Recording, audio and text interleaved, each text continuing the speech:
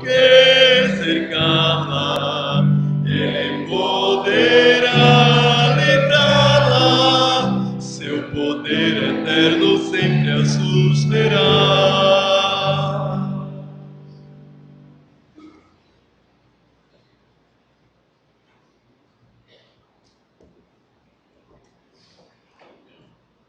Nós vamos abrir, irmãos, a palavra de Deus em Zacarias capítulo 6.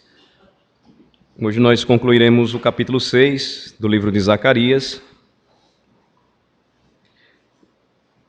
O início do capítulo 6, ele apresenta a oitava e última visão da noite que o profeta ele recebe do Senhor e também um fechamento importante a respeito destas 8 visões que ele recebe, quando novamente o tema a respeito do renovo do Senhor, o remanescente, aquele que viria para trazer vida e salvação para o povo de Deus, ele novamente é mencionado aqui na revelação, no livro do profeta Zacarias.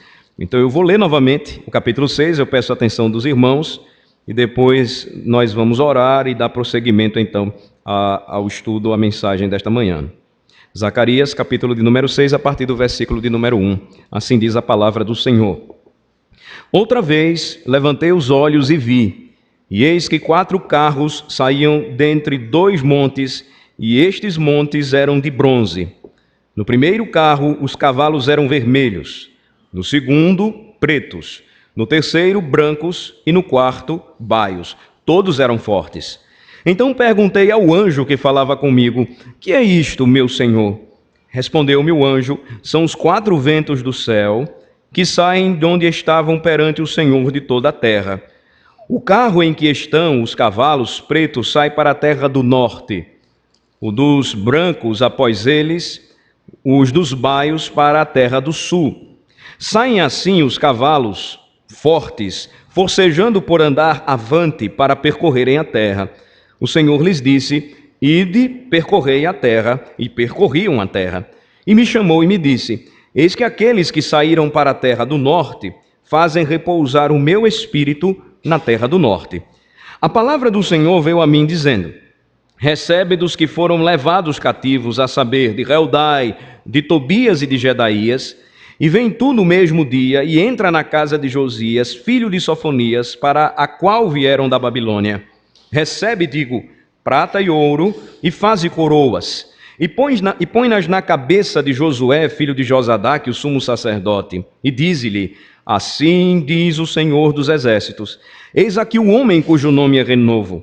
Ele brotará do seu lugar e edificará o templo do Senhor. Ele mesmo edificará o templo do Senhor e será revestido de glória, assentar-se-á no seu trono e dominará, e será sacerdote no seu trono, e reinará perfeita união entre ambos os ofícios. As coroas serão para Helen, para Tobias, para Jedaías e para Rem, filho de Sofonias, como memorial no templo do Senhor. Aqueles que estão longe virão e ajudarão no edificar o templo do Senhor. E sabereis que o Senhor dos exércitos me enviou a vós outros, e isto sucederá se diligentemente ouvirdes a voz do Senhor, vosso Deus. Oremos ao Senhor. Dá-nos entendimento, Senhor, da Tua palavra. Ajuda-nos a entendê-la. Nós estamos distantes, ó Senhor, por muito tempo, deste período em que a revelação foi dada, que a profecia foi dada a Zacarias pelo Senhor. Há uma mensagem importante que nós precisamos entender, não somente para aqueles dias, mas também para o nosso tempo. De modo que, Senhor, nós te rogamos a iluminação tão necessária para compreendermos o significado da palavra desta profecia. Ajuda-nos, ó Senhor, e ensina-nos, porque nós somos tão pequenos e limitados, nós somos pecadores e carecemos tanto do Senhor. Ajuda-nos, ó Deus, e dá-nos a graça de enxergarmos muito mais do que as letras, mas de entendermos o sentido do texto e a aplicação do mesmo para a vida da igreja hoje, para a nossa vida, para a nossa casa. Aumenta-nos a fé, e fortalece-a, Senhor, à medida em que nós nos debruçamos nas Escrituras e desejamos aprender de Ti, junto ao Senhor, sentados aos Teus pés. É no nome de Jesus que oramos. Amém. As 8 visões de Zacarias, é importante lembrar, elas serviram para dar uma visão de circunstâncias importantes vividas pelo povo de Deus. As imediatas, ou seja, aquelas que estavam próximas e que deveriam acontecer em pouco tempo, em breve período de tempo, mas também umas circunstâncias futuras que demonstravam a razão porque Deus novamente trouxe o seu povo para Jerusalém. Jerusalém destruída, assolada, arruinada, resultado da desobediência e do pecado de Judá. Mas agora o Senhor novamente reacende a chama da esperança em seus corações, e mesmo atacados de todos os lados pelas oposições sofridas internas e externas, o Senhor então, ele envia profetas, especificamente neste período Ageu e Zacarias, para que a palavra do Senhor fosse dada aos líderes do povo, aos pastores do povo, reis e sacerdotes, e para que também todo o povo fosse animado a respeito da fé e da esperança, na convicção de que o Senhor reina, e de que o Senhor governa sobre tudo e todos, e que nenhuma circunstância que soframos, experimentemos, caiamos por conta dos nossos pecados, ela foge do controle de Deus. Mas tudo tem um propósito debaixo do céu. O Senhor Jesus Cristo certa vez nos disse que nenhuma folha ela cai, por menor que seja, ou uma gota de orvalho rega a terra, por menor que seja, sem que o Senhor a consinta ou o consinta. Então, quando nós olhamos para a história do povo de Deus, muito mais, nós devemos enxergar toda esta gloriosa verdade. E o que temos aqui nesta 8ª visão, a visão final, e é central para nós, e nós vimos no domingo passado, eu vou revisar com vocês, até para situar aqueles que não estiveram conosco, dos versículos de 1 a 8, observem comigo novamente o capítulo 6, nós temos a 8ª e última visão, e o ponto central aqui é o julgamento de Deus é certo. O juízo viria, e este juízo seria manifesto contra os inimigos de seu povo. De que maneira? Primeiro, porque o Senhor ele realiza os seus propósitos, e ele demonstra isso através da visão que Zacarias tem de 4 carros fortes, poderosos, pujantes, preparados com bronze e ferro, ou seja, instrumentos de defesa e ataque, e a ideia de proteção que Deus traria para o seu povo. Obviamente, esses não são carros literais, mas simbólicos. O Senhor vai dizer que esta imagem, vai ensinar a nós, que esta imagem ela vai trazer à memória da igreja que o Senhor, primeiro, realizará tudo o que Ele propõe a fazer. Os planos de Deus, está lá em Jó 42, não podem ser frustrados. Ninguém pode frustrar os planos de Deus, ninguém. A teologia mais nova, que nós estamos percebendo hoje, extremamente perigosa e promovida pelo chamado movimento de reforma apostólica, onde homens estão se levantando e afirmando que são os sucessores dos apóstolos em autoridade, em palavra revelada, traz consigo seríssimos perigos, dentre eles, de que Deus não sabia aquilo que aconteceria com o homem. Por exemplo, eles afirmam que Deus não sabia que Adão ia pecar ou que Adão ia trair a sua confiança. Isso é um grave erro, um erro teológico e bíblico, porque a Escritura mostra desde o princípio que nenhum plano de Deus pode ser frustrado. Tudo coopera para o bem daqueles que amam a Deus. Nada foge do controle soberano do Senhor. Então, novamente, chamados à palavra, e aqui estudando juntos o livro de Zacarias, somos lembrados, através da imagem dos carros, cada um com o seu sentido, significado, força, poder, guerra, sangue, fome, peste, mas também paz, esperança, todos eles demonstram que o governo soberano do Senhor, o poder de Deus sobre as nações, que nenhum dos seus planos podem ser frustrados, porque a sua palavra diz isso, ele vai fazer isso salvando os seus eleitos, e ele sempre protegerá os seus remidos. E outra afirmação importante que nós aprendemos com esta oitava e última visão é que o Senhor, ele não pode ser frustrado quanto ao cumprimento dos seus propósitos, porque ele tem os recursos para julgar. Ele é o Senhor de tudo. Ele tem as carruagens de triunfo. Aqui é uma imagem importante da maneira como Deus ele age e opera entre as nações. Carruagens e cavaleiros celestiais sempre estão relacionados aos anjos de Deus que trabalham em seu favor.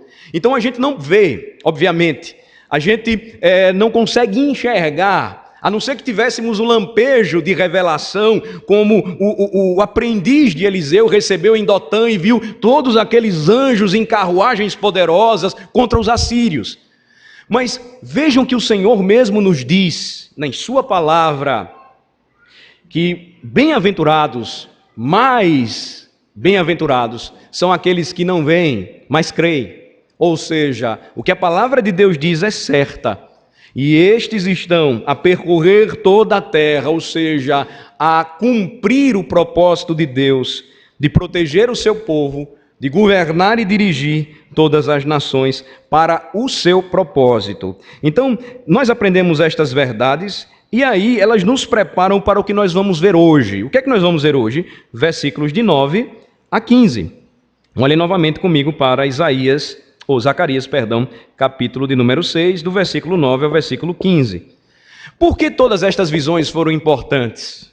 Porque aqueles que estavam retornando para ajudar, ou os que tiveram a oportunidade de retorno do exílio para ajudar, eles agora precisavam receber uma palavra de incentivo da parte do Senhor. E vejam que a conclusão destas visões vai lembrar aquilo que todo crente que sabe e vive deve alimentar sempre em sua alma, a fé. A fé na certeza, na convicção de que o Senhor, Ele é dono de tudo. Ele é Senhor de tudo. A visão aqui, ou a palavra do Senhor, ela vem de uma maneira final e ela fala de uma coroação extremamente inusitada ou diferente. Percebam, numa leitura rápida que nós fizemos aqui, juntos, que nenhum sacerdote era coroado, nenhum sacerdote se assentava em trono. Mas a visão ou a imagem nos mostra, nos revela uma coisa em comum. O que acontece aí? Acontece a coroação, ainda que simbólica, mas é uma palavra revelada de Deus e tem um propósito, um sentido único, espiritual, que se cumpriria na história. A revelação fala a respeito da coroação de um sacerdote, Josué, e que mostra um significado messiânico maravilhoso. O que diz, por exemplo, lembrem comigo o capítulo 3, versículo 8, onde nós encontramos a expressão que vai ocorrer aqui no final do capítulo 6. A partir do versículo 7 do capítulo 3, diz assim, vamos ler juntos até o versículo de número 8. Vamos ler? Assim diz o Senhor dos Exércitos, se andares nos meus caminhos e observares os meus preceitos, também tu julgarás a minha casa e guardarás os meus átrios, e te darei livre acesso entre estes que aqui se encontram. Ele estava falando ao sacerdote. Como pastor de Judá, de Israel, ele teria essa função, ofício, e ele agiria em favor e em nome do Senhor. Versículo 8, vamos ler. Ouve, pois, Josué, sumo sacerdote, tu e os teus companheiros que se assentam diante de ti, porque são homens de presságio. Eis que eu farei vir o meu servo, o renovo. Então, há uma linguagem aqui dirigida de maneira imediata, mais próxima a Josué, mas é claro que ela não tem cumprimento perfeito, completo em Josué, o sacerdote. De forma que a expressão renovo, ela vai aparecer em Isaías 4, em Jeremias 23, também fazendo uma referência à linhagem de Josué. Vocês sabem, vocês lembram o significado do nome Josué? Jeová é Salvador, ou Jeová é salvação. Agora, qual o significado do nome Jesus? É o mesmo. Ele é aquele que vem da mesma linhagem sacerdotal. Ele é aquele que também viria da mesma linhagem real de Zorobabel. O renovo do Senhor, portanto, é anunciado na conclusão ou fechamento das visões, para demonstrar que o propósito de Deus era muito maior do que a simples reconstrução de uma cidade ou de um templo. Ele prepararia tudo no desenvolvimento da história para a chegada do renovo, do Messias prometido. Como é que ele é chamado em Apocalipse, capítulo de número 5? Renovo de Davi, ou raiz, como queira. Renovo, raiz. Então, não há uma aplicabilidade ou uma aplicação fechada, completa em um homem perfeito, mas o apontar ou a prefiguração de todo o significado bíblico para o homem perfeito, Jesus Cristo, o filho de Davi. Vamos voltar para Zacarias capítulo 6, versículo 9 em diante. Então, nós olhamos que existe sim uma coisa em comum. Havia um cumprimento imediato em Josué, mas como a linguagem é simbólica, existe uma metáfora nisso tudo aí, aponta-se tudo isso para o perfeito Messias prometido, e só ele, irmãos, notem bem, conseguiria fazer aquilo que nenhum sacerdote ou rei pôde fazê-lo. Ele uniria os ofícios. Um sacerdote se assentaria no trono. E nós vamos ver isso com riqueza de detalhes quando compararmos alguns textos bíblicos daqui a pouco. Mas qual a mensagem central aqui?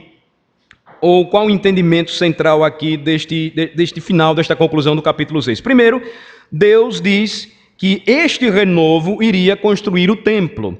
Vejam só do versículo 9 ao versículo 13. Prestem atenção à leitura da palavra. A palavra do Senhor veio a mim dizendo, a palavra veio até Zacarias, era assim que ela era dada, a palavra ao profeta. Recebe dos que foram levados cativos, a saber, de Eldai, de Tobias e de Jedaías, e vem tu no mesmo dia e entra na casa de Josias, filho de Sofonias, para a qual vieram da Babilônia.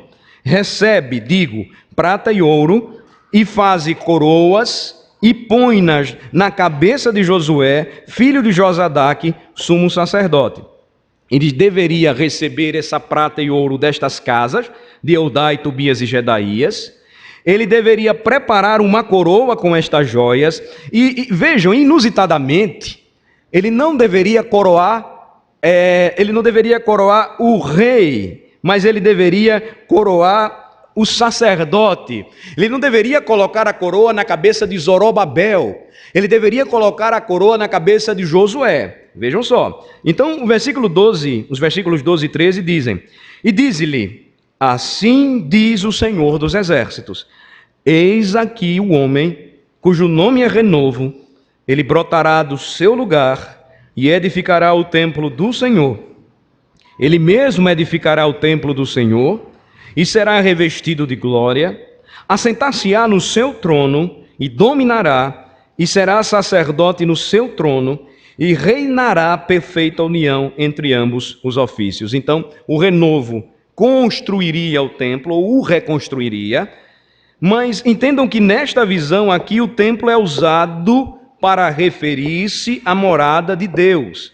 Nós vamos observar essas repetições aqui. A implicação aqui não é de um edifício, uma vez que a garantia de reconstruir o edifício foi dada a Zorobabel, o rei. Mas vejam que a linguagem aqui ela é puramente espiritual, agora é dirigida ao sacerdote. Ele teria a missão de promover essa reconstrução espiritual, não de argamassa, não de tijolo, não de pedras. E qual é o sentido, então, é claro, direto desta gloriosa verdade? É que Zorobabel reconstruiria aquilo que os homens poderiam enxergar e ver, enquanto Josué promoveria a reconstrução ou a reforma do coração do povo, através da palavra da profecia. Então é uma referência aqui ao povo de Deus, este é o templo. É uma referência à igreja de Deus, e não é por acaso que esta mesma metáfora, ela se aplica no Novo Testamento à igreja de Cristo. Vamos agora fazer a nossa investigação bíblica. Deixem marcado Zacarias aí por um tempo, e abram comigo em 1 Coríntios capítulo 3. Vamos para o Novo Testamento. 1 aos Coríntios, capítulo 3. Vamos abrir juntos. A partir do versículo de número 10, Paulo vai associar o ensino do Evangelho à edificação ou construção desta casa para Deus. Vejam só, 1 aos Coríntios capítulo 3, a partir do versículo de número 10. Eu peço a atenção dos irmãos. Segundo a graça de Deus que me foi dada, o apóstolo Paulo está falando isso. Lancei o fundamento como prudente construtor, e outro edifica sobre ele. Porém, cada um veja como edifica. Porque ninguém pode lançar outro fundamento além do que foi posto, o qual é Jesus Cristo. Contudo, se o que alguém edifica sobre o fundamento é ouro, prata, pedras preciosas, madeira, feno, palha, manifesta se tornará a obra de cada um, pois o dia a demonstrará, porque está sendo revelada pelo fogo, e qual seja a obra de cada um, próprio fogo o provará. Agora leiam comigo do versículo 14 até o versículo 17. Se permanecer a obra de alguém que sobre o fundamento edificou, esse receberá galardão. Se a obra de alguém se queimar, sofrerá ela dano. Mas esse mesmo será salvo, todavia, como que através do fogo. Não sabeis que sois santuário de Deus e que o Espírito de Deus habita em vós? Se alguém destruir o santuário de Deus, Deus o destruirá, porque o santuário de Deus que sois vós é sagrado, ou seja, o templo, que o renovo seria fundamento, base, alicerce para a sua reconstrução, não significava parede, argamassa, tijolo, mais gente, mais povo, pessoas, famílias, pais, filhos. Vejam que diferença isso faz quando nós entendemos hoje toda a idolatria em torno de templos ou construções. Percebam como a compreensão do cristão, ela muda as suas referências. É confortável um templo onde nós podemos nos assentar e ouvir a pregação da palavra? É confortável. Eu sei que os bancos não são tão confortáveis aqui da igreja e que os idosos já começam a sentir. Eu sei que seria interessante se a gente colocasse aqui assentos acolchoados para todo mundo, como foi muito legal a gente colocar ar-condicionados para que o ambiente ficasse mais agradável. Mas isso é feito com um objetivo maior, que a pregação do Evangelho não seja atrapalhada por qualquer outra coisa. Mas quando a nossa preocupação, ela passa a ser, ou se torna, o objeto de construções, ou de edifícios, ou de templos suntuosos, que chamem a atenção, ou despertem os olhares dos homens, nós lançamos outro fundamento que não é o que Cristo disse. Porque o que nós temos para fazer, e qual é a obra que nós temos para fazer, é pregar o Evangelho. Pastores não foram vocacionados para batizar pessoas, ainda que batizem pessoas. Pastores não foram vocacionados para celebrar casamentos. Juízes podem fazer isso, ainda que possam celebrar casamentos. Pastores não foram chamados pura e simplesmente para administrar igrejas, ainda que devam fazer isso, mas o seu objetivo maior e principal é edificar a igreja sobre Cristo, tendo ele como o alicerce. Percebam que a aplicação então é aquele templo que num determinado período foi destruído para que o povo entendesse o significado das profecias que se cumpririam em Cristo, o templo, torna então todos os crentes ligados a ele santuário de Deus. Que palavra maravilhosa para nós! Nós somos o santuário de Deus, o Espírito de Deus habita em nós. Quem destruir o nosso templo, ou destruir a nossa vida, porque é santuário de Deus, acarretará ou atrairá para si o juízo do Deus Todo-Poderoso. O versículo 17 diz: Deus o destruirá, porque o santuário de Deus, que sois vós, é santo, é sagrado. Vamos para outra referência bíblica, Efésios capítulo 2 agora. Ainda no Novo Testamento, eu queria compartilhar com vocês outra referência, outra passagem. Efésios capítulo 2, do versículo 11 em diante.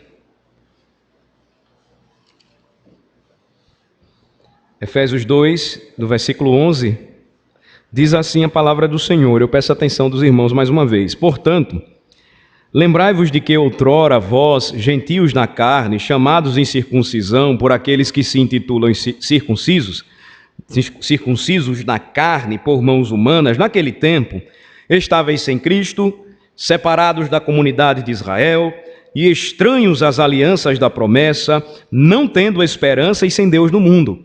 Mas agora, em Cristo Jesus, vós que estáveis longe, fostes aproximados pelo sangue de Cristo, porque Ele é a nossa paz, o qual de ambos fez um. E tendo derribado a parede da separação que estava no meio, a inimizade, aboliu na sua carne a lei dos mandamentos na forma de ordenanças, para que dos dois criasse em si mesmo um novo homem, fazendo a paz, e reconciliasse ambos em um só corpo com Deus, por intermédio da cruz, destruindo por ela a inimizade. Agora leiam comigo do 17 ao 22, vamos lá? E vindo, evangelizou paz a vós outros que estáveis longe, e paz também aos que estavam perto. Porque por ele ambos temos acesso ao Pai em um Espírito.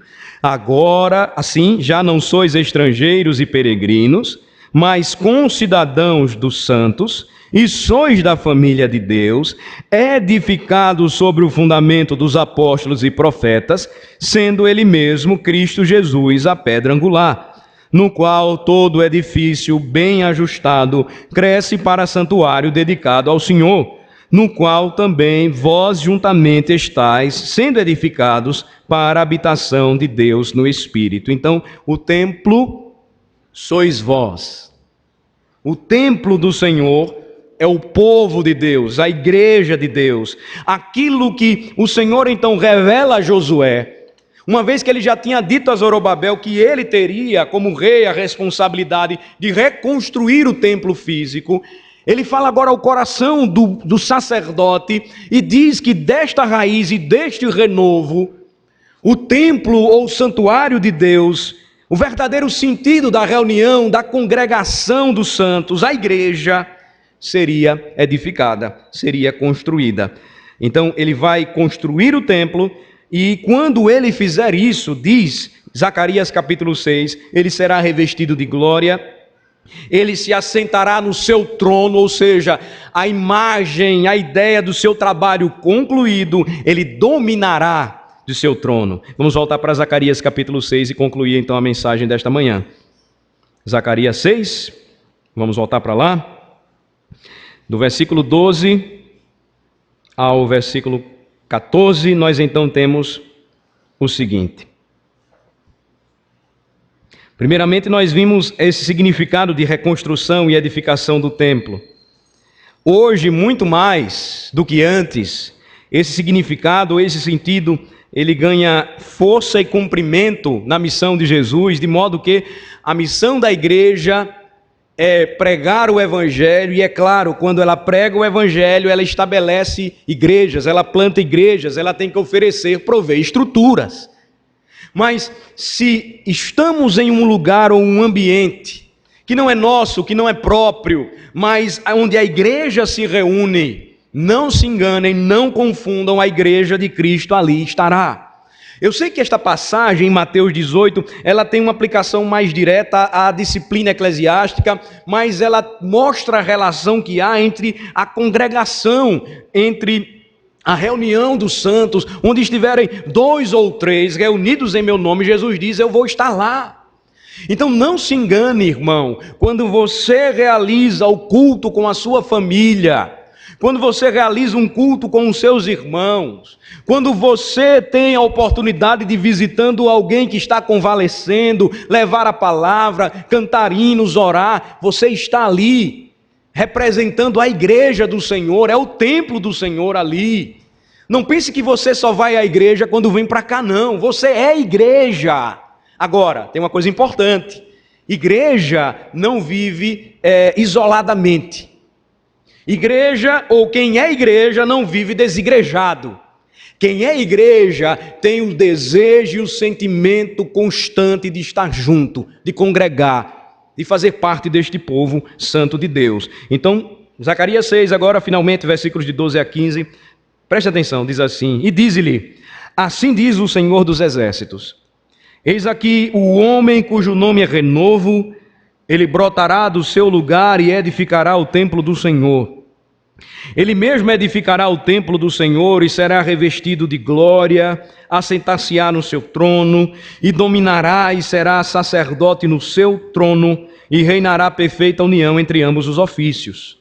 As coroas são para Helen, para Tobias, para Jedaías e para Hem, filho de Sofonias, como memorial no templo do Senhor.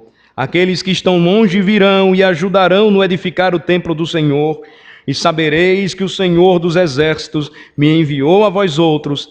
Isto sucederá se diligentemente ouvirdes a voz do Senhor vosso Deus. A aplicação, então, nós já entendemos o significado da palavra renovo. Ela não alcançaria esta perfeição em Josué. Como eu disse aos irmãos, Josué nem se assentaria no trono, porque ele não era rei. O rei era Zorobabel. Mas o que é que esta conclusiva mensagem aqui traz para a igreja? Que o renovo, que é Cristo, quando completasse a sua obra, brotando do seu lugar, ele edificaria o templo do Senhor. E ele fez isso quando ele completou a obra da nossa salvação. Ele mesmo edificaria o templo do Senhor. E nós vimos como isto se aplica no Novo Testamento, a igreja de Cristo. Cristo, nesta profecia tão antiga, e Zacarias é um dos profetas que mais fala sobre o renovo, sobre Jesus Cristo. Cristo aqui é investido de esplendor real. Daí a honra que nós encontramos no livro do Apocalipse. Ninguém tinha poder para construir essa igreja, senão Cristo. Ninguém tinha poder para abrir os livros selados, ninguém tinha força, ninguém tinha condição moral ou espiritual para isso, ninguém tinha glória ou majestade real para tanto. Cristo é aquele que, quando João chora e vê que ninguém poderia abrir, é consolado. E o anjo então diz: eis que o leão da tribo de Judá, a raiz de Davi, abriu. Sim, é o único, o perfeito, o rei que foi revestido de glória. Sim, ele recebeu a honra e a dignidade, porque foi o único que pôde fazer o que jamais qualquer outro sacerdote pôde fazer, rei ou homem da parte do povo de Deus. Ele então é visto aqui nesta visão gloriosa e de maneira aqui detalhada. Eu quero lembrar a vocês, revestido de glória, vejam aí o versículo de número 13 novamente. Ele mesmo edificará o templo do Senhor e será revestido de glória. Aqui há uma referência ao esplendor real, à glória do nosso Senhor Jesus Cristo. Aqui é o significado da sua majestade, de sua dignidade como Cristo do Senhor, do seu caráter, de seu ofício. Esta é a cena majestosa que João contempla nos céus, na visão que ele tem em Pátimos, a respeito deste acontecimento. Ele então é revestido de glória. Segundo lugar, diz o versículo 13, ele vai se assentar no seu trono, ou seja, aqui é uma ideia clara apontando para o trabalho concluído e a paz que ele trouxe aos que estavam próximos dele e aos que estavam longe dele, judeus e gentios, judeus e povos das demais nações. Ele dominará no seu trono, ele é o rei. Ninguém reuniu todos os ofícios na história da redenção, senão Cristo. Profeta, sacerdote e rei. Tanto em seu estado de humilhação, como também em seu estado de exaltação. Hebreus capítulo 1, versículo 3, abram comigo e verifiquemos estas últimas passagens correlatas na Bíblia para um fechamento importante da mensagem desta manhã. Hebreus capítulo 1, versículo 3, nós temos aqui a própria palavra de Deus, escrita primeiramente aos hebreus cristãos, mas uma palavra viva para todo o Israel de Deus, que é a igreja. A partir do versículo de número 1, capítulo 1 de Hebreus, versículo de número 1, vamos ler juntos até o versículo 4. Vamos começar. Havendo Deus outrora falado muitas vezes e de muitas maneiras aos pais pelos profetas, nestes últimos dias nos falou pelo Filho, a quem constituiu herdeiro de todas as coisas, pelo qual também fez o universo. Ele que é o resplendor da glória e a expressão exata do seu ser, sustentando todas as coisas pela palavra do seu poder, depois de ter feito a purificação dos pecados, assentou-se à direita da majestade nas alturas, tendo se tornado tão superior aos anjos, quanto herdou o mais excelente nome do que eles, Jesus.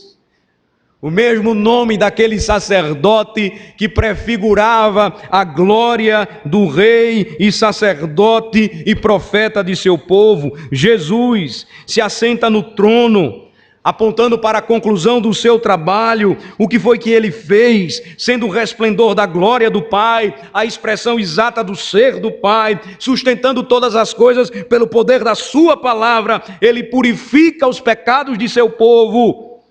E tendo concluído a sua obra, o sacerdote perfeito, também sendo o rei perfeito, se assenta e reina sobre tudo e todos. Hebreus capítulo 10, a partir do versículo 11, também nos diz isso, vejam comigo. Hebreus 10, a partir do versículo 11. Vejam como a Escritura harmoniosamente se encaixa. E por isso que a Bíblia precisa ser estudada com seriedade e não pode, irmão, jamais ser vista como testamentos separados.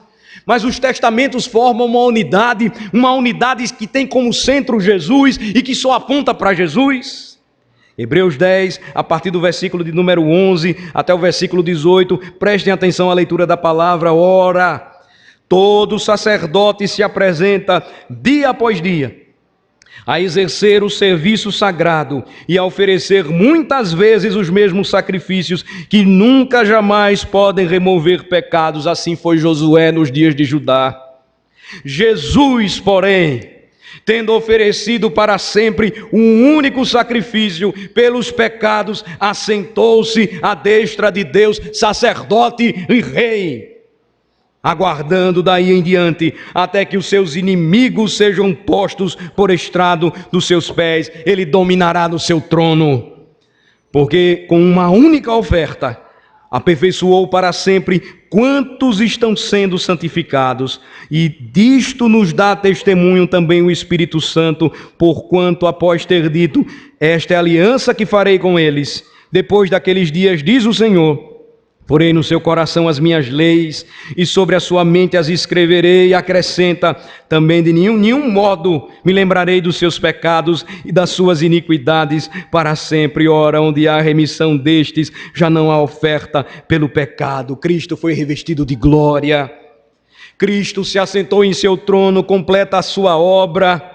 Tendo completado a sua obra, Cristo domina do seu trono. Eis a razão por que nós temos a certeza de que nada pode nos separar do grande amor de Deus, porque estamos em Cristo. Ele é o Rei.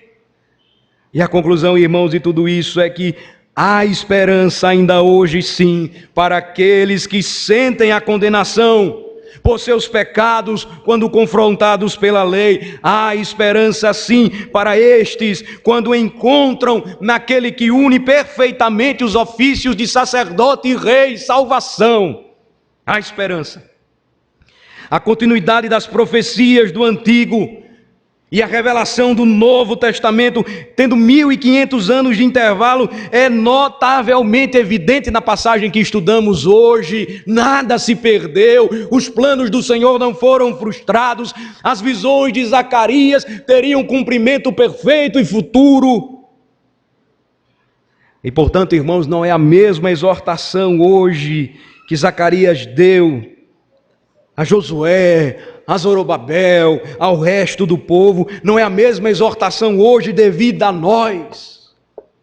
Uma vez que somos habitação de Deus no Espírito, uma vez que somos santuário do Senhor, uma vez que somos edificados pela palavra do Rei, não é a mesma exortação devida para nós hoje. Obedecer completamente o Senhor nosso Deus e entender que a sua obra jamais será por força ou por poder, mas pelo seu Espírito, diz o Senhor dos Exércitos.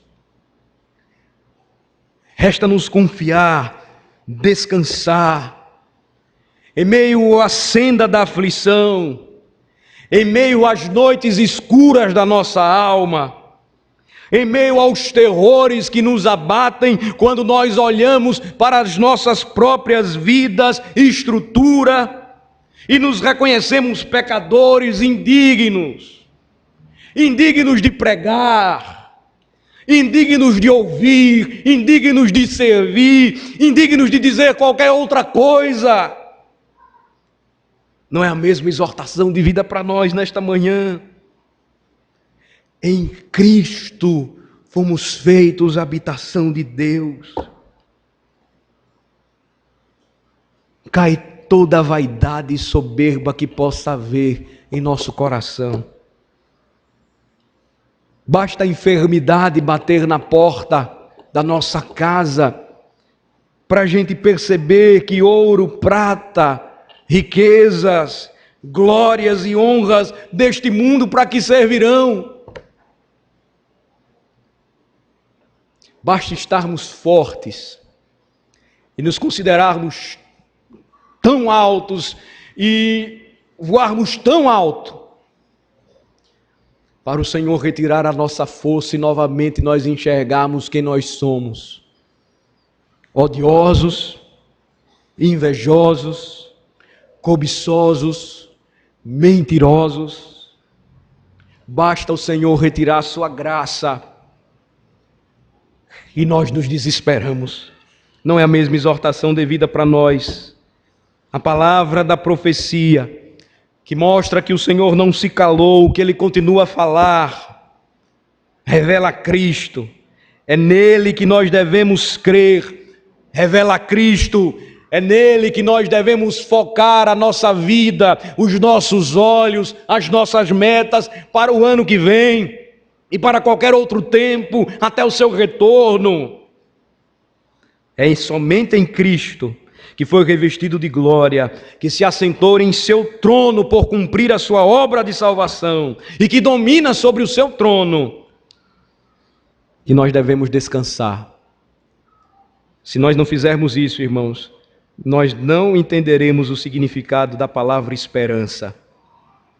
Nós não entenderemos aquilo que a própria Escritura nos diz, quando Ele lançou sobre si toda a nossa iniquidade e prometeu cuidar de cada um de nós. Não há edificação real para a igreja se Cristo não for pregado, anunciado, e se Ele não reina no coração do seu povo.